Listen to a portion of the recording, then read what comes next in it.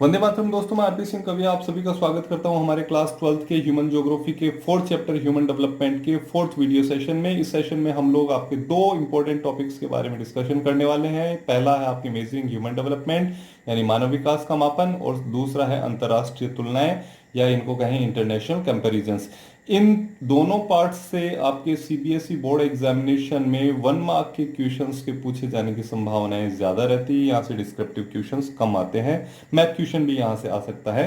तो आइए इनको जान लेते हैं। पहला हमारा जो फैक्ट है वो है यूनाइटेड नेशन डेवलपमेंट प्रोग्राम यानी यूएनडीपी 1990 से 1990 से ही एचडीआई रैंक यानी ह्यूमन डेवलपमेंट इंडेक्स की रैंक्स के बेसिस पर ह्यूमन डेवलपमेंट रिपोर्ट जारी करता है हर साल, every year.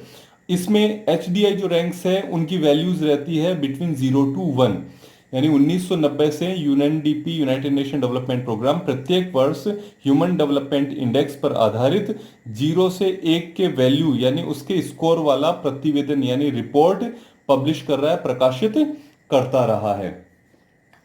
Second, the human development index यानी HDI and human poverty index HPI, ये दो वो बेसिस हैं, वो इंपॉर्टेंट इंडिसेस है जिनके बेसिस पर यूनाइटेड नेशन डेवलपमेंट प्रोग्राम अपनी रिपोर्ट पब्लिश करता है। तो ये दो इंपॉर्टेंट बेसिस है। इसी को यहां कहा गया द ह्यूमन डेवलपमेंट इंडेक्स यानी HDI and human poverty index HPI are two important indices to measure human development by United Nation Development Programme. मानव विकास सूचकांक एवं मानव निर्धनता या मानव गरीबी सूचकांक, ये दो वो सूचकांक है जिनके बेसिस पर यूनाइटेड नेशन डेवलपमेंट प्रोग्राम मानव विकास को मापने का काम करता है। इन सूचकांकों के बेसिस पर इनमें से भी ज्यादा बेहतर कौन सा माना गया है? इन दोनों ही में से यानी एचडीआई और एचपीआई, इन दोनों में से ज्यादा बेहतर एचपीआई को माना गया है। यही बात अगले पॉइंट में बताई गई है। Often the human poverty index is more revealing than HDI, प्रायः मानव विकास सूचकांक की अपेक्षा मानव निर्धनता या मानव गरीबी सूचकांक ज्यादा अच्छा माना गया है। अब हम ये देखते हैं कि वर्तमान समय में एचडीआई और एचपीआई के अलावा भी हमारे जो इकोनॉमिस्ट हैं वो कई सारे नए रिसर्च कर रहे हैं और उन नए रिसर्च में कोशिश कर रहे हैं कि ह्यूमन डेवलपमेंट को मेजर करने के और कौन कौन से मेथड्स या वेज हो सकते हैं, और उन्होंने अपनी रिसर्च के बेसिस पर कुछ वेज को डेवलप भी किया गया है। हालांकि अभी तक इन न्यू मेथड्स को ह्यूमन डेवलपमेंट रिपोर्ट को बनाते वक्त यूएनडीपी के द्वारा यूज में नहीं लिया जा रहा है, लेकिन फिर भी हम जान लेते हैं ये कौन से वेज हैं। The ways to measure human development are constantly being refined, ज्यादा बेहतर तरीके हो रहे हैं ह्यूमन डेवलपमेंट को मेजर करने के। And newer ways of capturing different elements of human development are being researched, मानव विकास मापन की विधियां निरंतर परिष्कृत हो रही है यानी ज्यादा बेहतर हो रही है, और नूतन विधियां यानी न्यू मेथड्स उनका अनुसंधान हो रहा है, उन पर रिसर्च हो रहा है। तो इन रिसर्च का परिणाम क्या रहा? इनका परिणाम ये रहा कि दो ऐसे नए वेज हमारे सामने आए हैं जिनको अभी तक यूएनडीपी ने ऑफिशियली काम में लेना शुरू नहीं किया, लेकिन उनके ऊपर डिस्कशन बड़े हुए हैं। ये डिस्कशन किन पर हुए? Discussion regarding a political freedom index. नया इंडेक्स कौन सा आ गया? Political freedom index. अब तक कौन सा था? ह्यूमन डेवलपमेंट इंडेक्स और ह्यूमन पॉवर्टी इंडेक्स। अब ये नया भी हमारे सामने आ रहा है, political freedom index and a listing of the most corrupt countries, कि सबसे ज्यादा भ्रष्ट कंट्रीज कौन से हैं उनकी लिस्टिंग की जाए। तो ये नए तरीकों के ऊपर अभी विचार विमर्श होना शुरू हुआ। तो राजनीतिक स्वतंत्रता सूचकांक एक नया सूचकांक आ गया, और सर्वाधिक भ्रष्ट देशों की सूची बनाना, इनके बेसिस पर भी हम ह्यूमन डेवलपमेंट इंडेक्स को तैयार कर सकते हैं। ह्यूमन डेवलपमेंट रिपोर्ट को तैयार करते वक्त इन दोनों को भी हम यूज में ले सकते हैं, लेकिन अभी तक शुरू नहीं किया गया इनको लेना। भूटान का हम केस देखें तो वर्ल्ड में सबसे अलग ही इसका केस है, जो अपने आप में एक नया एग्जाम्पल सेट करता है। ये क्या एग्जाम्पल सेट कर रहा है? यहां पर ह्यूमन डेवलपमेंट को देखने का एक नया ही इनका वे है। ये वे क्या है?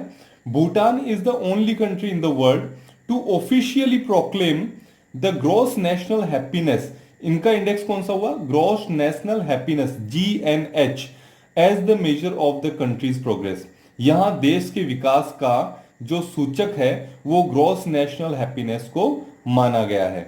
भूटान विश्व का अकेला देश है जिसने राष्ट्रीय प्रसन्नता को प्रगति का आधिकारिक माप घोषित किया है। ऐसा क्यों है? क्योंकि भूटानियों की अपनी सोच है, वो उनकी अपनी बिलीफ है। क्या बिलीफ है उनकी?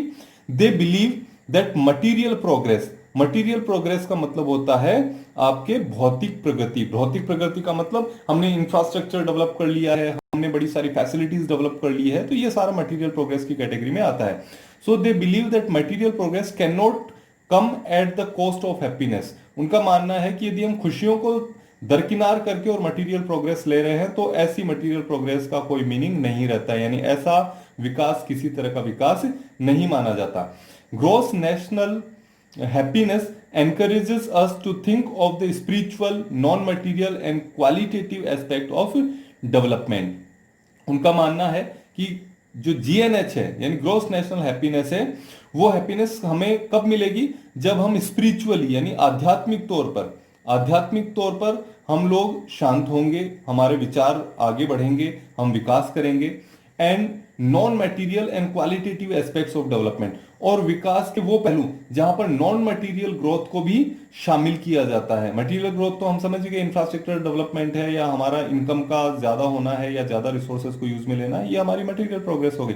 उसके अलावा जो नॉन मटेरियल प्रोग्रेस है, जो इसके अतिरिक्त है, जैसे लोगों का सम्मान क्या है, उनकी स्वतंत्रता कितनी है, वो नॉन मटेरियल की कैटेगरी में आ गई। तो ये क्वालिटेटिव एस्पेक्ट्स है, इनको भी डेवलपमेंट के साथ में जोड़ा जाना चाहिए। यदि ये चीजें डेवलपमेंट से गायब है, spiritual development, non material development और क्वालिटेटिव एस्पेक्ट्स, यदि ये डेवलपमेंट से गायब है तो फिर ऐसा डेवलपमेंट नहीं माना जाएगा। इसीलिए इन्होंने अपने डेवलपमेंट के लिए नया टर्म लिया, वो जीएनएच का लिया, ग्रॉस नेशनल हैप्पीनेस। नेक्स्ट हम देखते हैं इंटरनेशनल कंपैरिजंस। इंटरनेशनल कंपैरिजंस में हम ये देखते हैं कि डिफरेंट कंट्रीज जो हैं वर्ल्ड के, उनके आपस में रैंकिंग यदि डिसाइड करे कि कौन सा कंट्री ज्यादा बेहतर ह्यूमन डेवलपमेंट लिए हुए है, तो उनको हम इंटरनेशनल कंपैरिजन या अंतरराष्ट्रीय तुलनाओं के आधार पर देख सकते हैं। इसके लिए जो यूएनडीपी ने एचडीआई रैंक्स के बेसिस पर ह्यूमन डेवलपमेंट रिपोर्ट तैयार करता है, उसी रिपोर्ट के आधार पर हम इनको कंपेयर करते हैं। लेकिन इससे जुड़ी हुई कुछ इंटरेस्टिंग फैक्ट है। ये इंटरेस्टिंग फैक्ट क्या है? यह है पहला फैक्ट, हम देखें, size of the territory and per capita income are not directly related to human development. यानी प्रदेश का आकार और प्रति व्यक्ति आय का मानव विकास से प्रत्यक्ष संबंध नहीं है। 1990 से पहले तक यह माना जाता था कि वो कंट्रीज, जिन कंट्रीज के अंदर इकोनॉमिक ग्रोथ ज्यादा हुई है, उन कंट्रीज को ह्यूमन डेवलपमेंट के मामले में ज्यादा बेहतर माना जाता था। लेकिन अब ऐसा नहीं है। अब क्या माना जाता है कि किसी भी कंट्री का साइज और वहां की इकोनॉमी की साइज ये डिसाइड नहीं करती है कि वहां का ह्यूमन डेवलपमेंट ज्यादा बेहतर होगा। ऐसा क्यों हम कह पा रहे हैं? क्योंकि आज जो हम एग्जांपल्स लेते हैं, उन एग्जांपल से ऐसा हमें दिखाई देता है।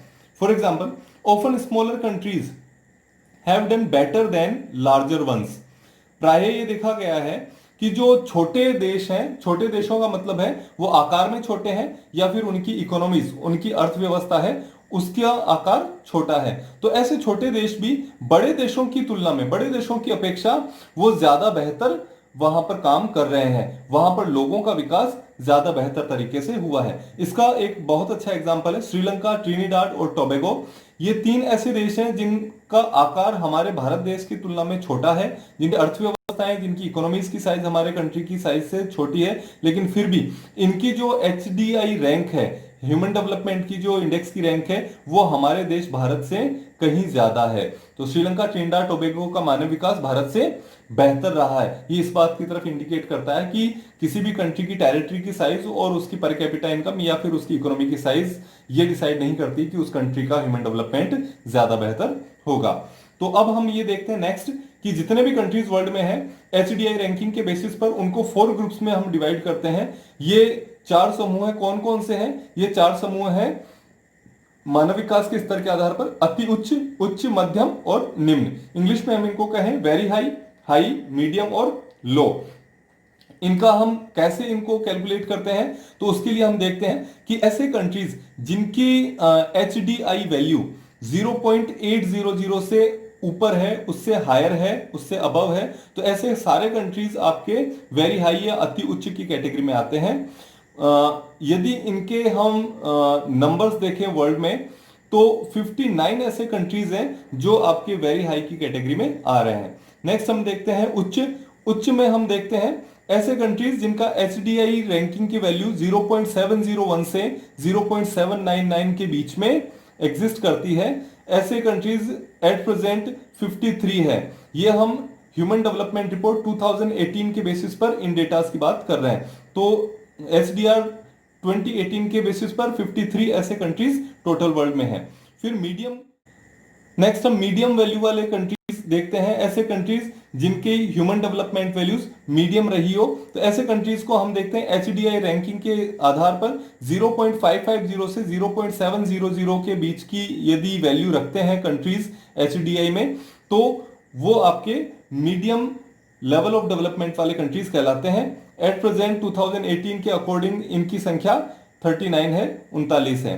लास्ट में हम देखते हैं low level of human development. ये कंट्रीज आपके 0.549 की एचडीआई वैल्यू से कम वैल्यू वाले कंट्रीज इस रैंकिंग में आते हैं। और 2018 की एचडीआर रिपोर्ट के अकॉर्डिंगली 38 ऐसे कंट्रीज हमारे पास में है। इसके साथ ही हम देखते हैं कि वर्ल्ड में वो कौन कौन से ऐसे कंट्रीज हैं जो एचडीआई के बेसिस पर जिनकी रैंकिंग हाई है। तो यहां पर हम देखते हैं top 10 ranked countries with high value index. तो ऐसे में वन साइड में आपके रैंक्स दी हुई है और अदर साइड में आपके कंट्रीज के नेम दिए हुए हैं। तो फर्स्ट रैंक पर एचडीआर 2018 के बेसिस पर नॉर्वे वो कंट्री है जो दुनिया में सबसे बेटर ह्यूमन डेवलपमेंट इंडेक्स को लेकर के चल रहा है। तो यूएनडीपी की रिपोर्ट 2018 के अकॉर्डिंगली नॉर्वे आपके फर्स्ट लेवल पर है ह्यूमन डेवलपमेंट के मामले में। Second Switzerland, third Australia, fourth Ireland, fifth Germany, sixth Iceland, seventh Hong Kong, eighth Sweden, ninth Singapore and 10 Netherland. यहाँ एक फैक्ट और हमें देखने को मिलता है कि इन कंट्रीज में Norway, Switzerland, Ireland, Germany, Iceland, Sweden और नीदरलैंड, ये कंट्रीज आपकी यूरोप कॉन्टिनेंट से हैं। एशिया कॉन्टिनेंट से आपके दो कंट्रीज यहाँ पर है, हांगकांग और सिंगापुर, और ऑस्ट्रेलिया से आपके एक कंट्री है। यहाँ पर एक बहुत ही महत्वपूर्ण बात यह है देखने की कि यूनाइटेड स्टेट्स ऑफ अमेरिका का यहां पर कहीं पर भी नाम दिखाई नहीं दे रहा है, जबकि वो दुनिया की सबसे बड़ी इकोनॉमिक पावर है और एरिया वाइज भी वो दुनिया का एक बड़ा देश है। भारत के मामले में यदि हम देखें तो इंडिया की रैंक एचडीआर 2006 यानी 2006 में जो रिपोर्ट आई थी उसके अकॉर्डिंग तो 126 रैंक थी, लेकिन एचडीआर 2018 में 130th पोजीशन पर ये आ गया है। तो ये हमारे भारत देश की स्थिति है। साथ ही साथ जब हम एक तरफ देख रहे हैं कि ह्यूमन डेवलपमेंट में नॉर्वे सबसे बेस्ट कंडीशन में है, फर्स्ट पोजीशन आपकी नॉर्वे की है, तो हमें यह भी जानना जरूरी है कि सबसे डाउन कंडीशन कौन से कंट्री की है। तो सबसे डाउन कंडीशन जो है वो आपके नाइजीरिया की है, जो कि अफ्रीका कॉन्टिनेंट का एक कंट्री है। यहां से आपके मैप्स में एक क्वेश्चन पूछ लिया जाता है, या आपके एचडीआई रैंकिंग के बेसिस पर जो कंट्रीज है उनको लेकर के पूछा जाता है।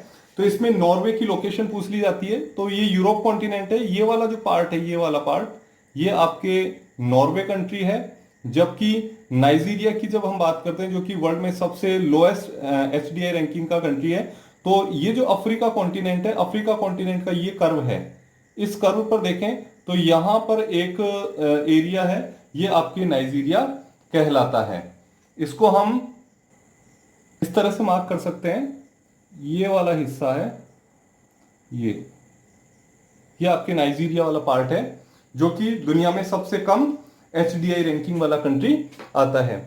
दोस्तों, उम्मीद करता हूं आपके ये वीडियो सेशन समझ में आया होगा। आपके जो भी डाउट्स हैं मुझे कमेंट बॉक्स में जरूर लिखिए और अपने दोस्तों के साथ में वीडियो शेयर करिए ताकि ज्यादा से ज्यादा लोगों को इसका बेनिफिट मिल सके। Thanks for watching this video.